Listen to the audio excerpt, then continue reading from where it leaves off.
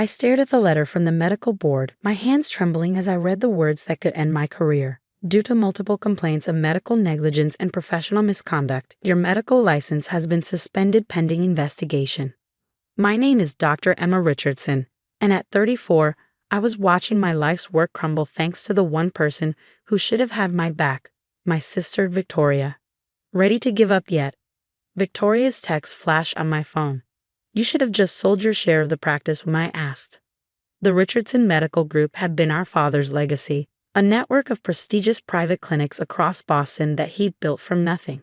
When he died 6 months ago, he left the business equally to Victoria and me. I got the medical side, she got the administrative control. It should have worked perfectly. But Victoria had other plans. Dr. Richardson, my nurse Sarah, appeared in my office doorway, her face pale. 3 more patients just canceled their appointments. They said they received letters about malpractice claims against you. I closed my eyes, fighting back tears. This had been happening for weeks, a steady stream of complaints filed with the medical board, all carefully crafted to look legitimate. Patient records altered, prescription histories changed, lab results mysteriously modified, all pointing to dangerous negligence on my part. The board meeting is tomorrow. Sarah continued softly. Do you want me to call your lawyer? I shook my head. He dropped me yesterday. Apparently, someone informed his firm about my history of misconduct. Victoria had been thorough.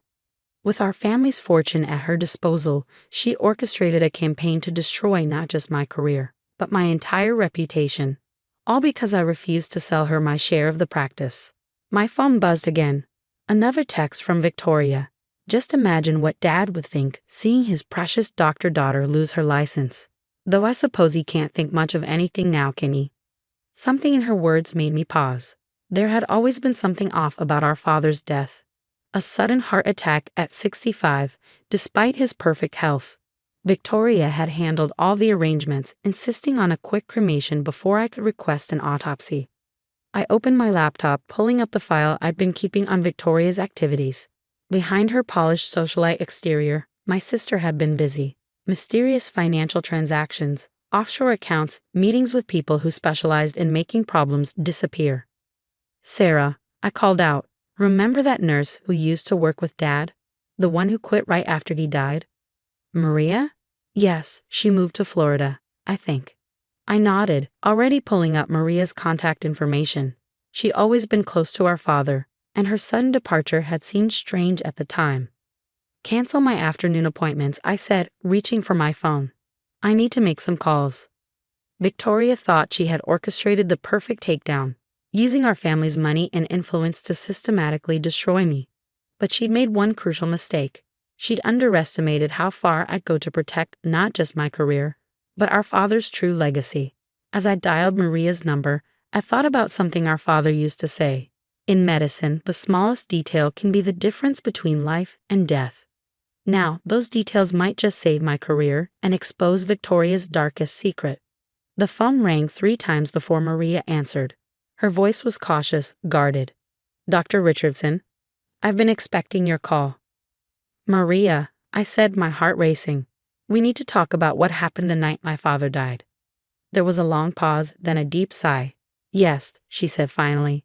Yes, we do. But not over the phone. They might be listening. They? Your sister's people.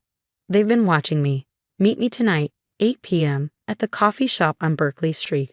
Come alone. As I hung up, another text from Victoria appeared. The board meeting's at 9 a.m. tomorrow. Better start practicing your goodbye speech. I smiled grimly. Victoria thought she had all the power, all the control, but she'd forgotten something crucial about me. I hadn't become a doctor just because of our father's influence. I'd earned it through years of training, of learning to spot patterns, of never ignoring those small, vital details that others might miss.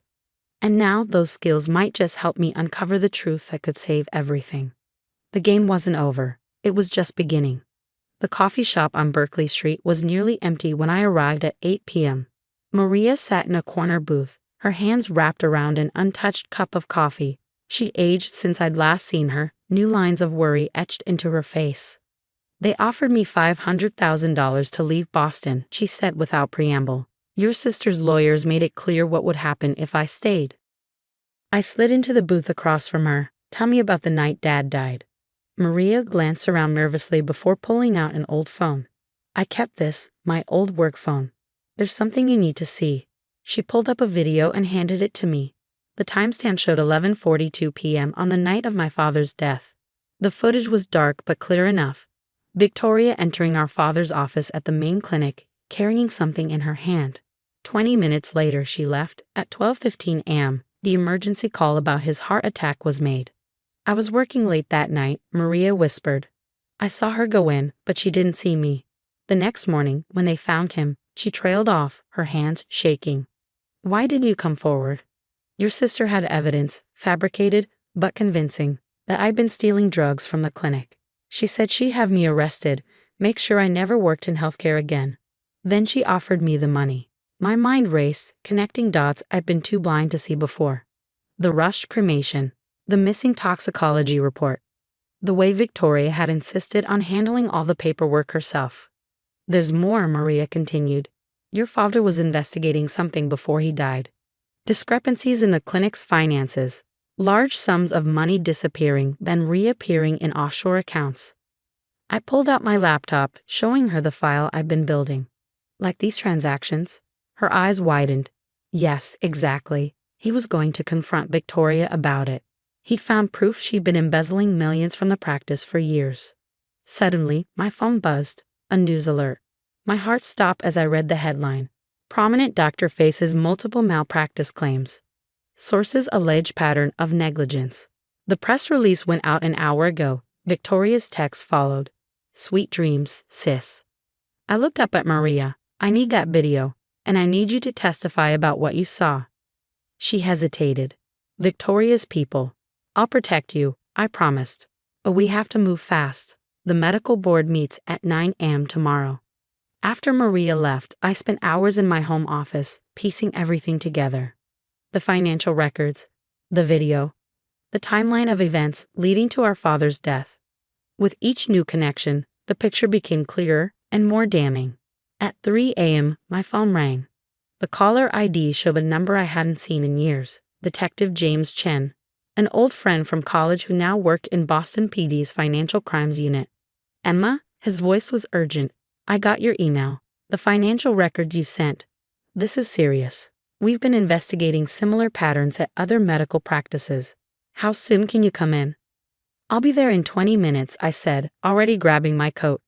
My phone buzzed again. Victoria, just saw you leaving your house. Late night errand? Don't bother trying to save yourself. It's over. I smiled, thinking of the GPS tracker she'd had planted on my car weeks ago. I'd left it there deliberately, letting her think she had the upper hand.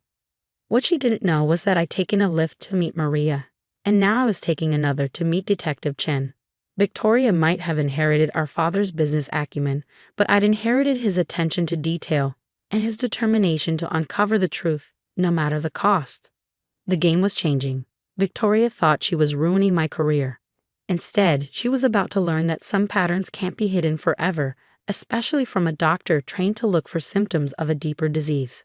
By morning, Boston would know exactly what kind of sickness had been growing in the Richardson Medical Group, and who had really been responsible for our father's death.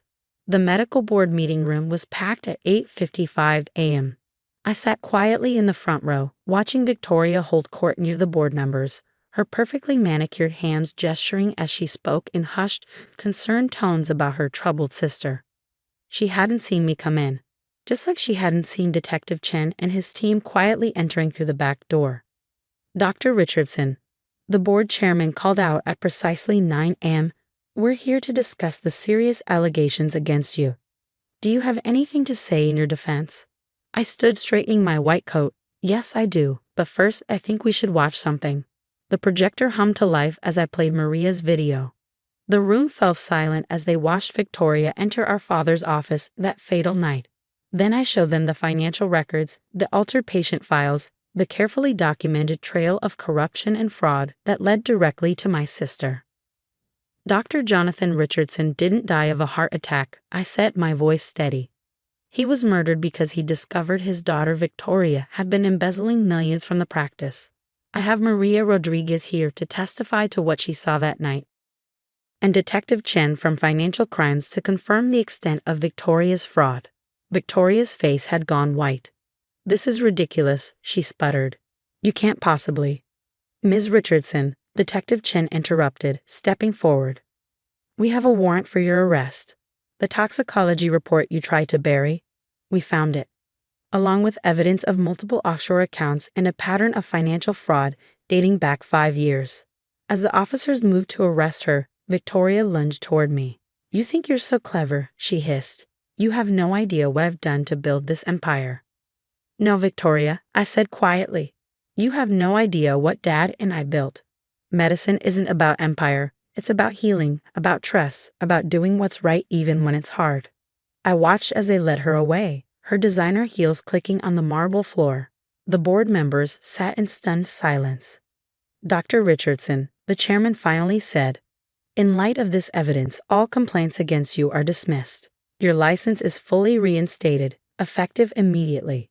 The next few weeks passed in a blur. Victoria's arrest made headlines across Boston.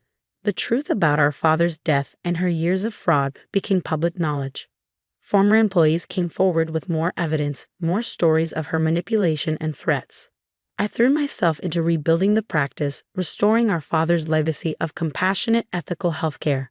The patients returned, trust was rebuilt, and slowly, the Richardson Medical Group began to heal. 3 months later, I sat in my father's old office, my office now, reviewing patient files when Sarah knocked on the door. "Dr. Richardson?" The DA's office called. "Victoria took a plea deal. 20 years for the fraud charges, with a separate trial pending for your father's death." I nodded, looking at the family photo on my desk. It was taken years ago, before Victoria's greed had poisoned everything. Sometimes I wondered if I could have seen it coming, if there were signs I'd missed. But then I remembered something else our father used to say. A doctor's job isn't to dwell on what went wrong. It's to heal what's broken and prevent it from breaking again. My phone buzzed. A text from Detective Chen. "Just heard about the plea deal. You okay?" I smiled, typing back, "Better than okay. The practice is thriving.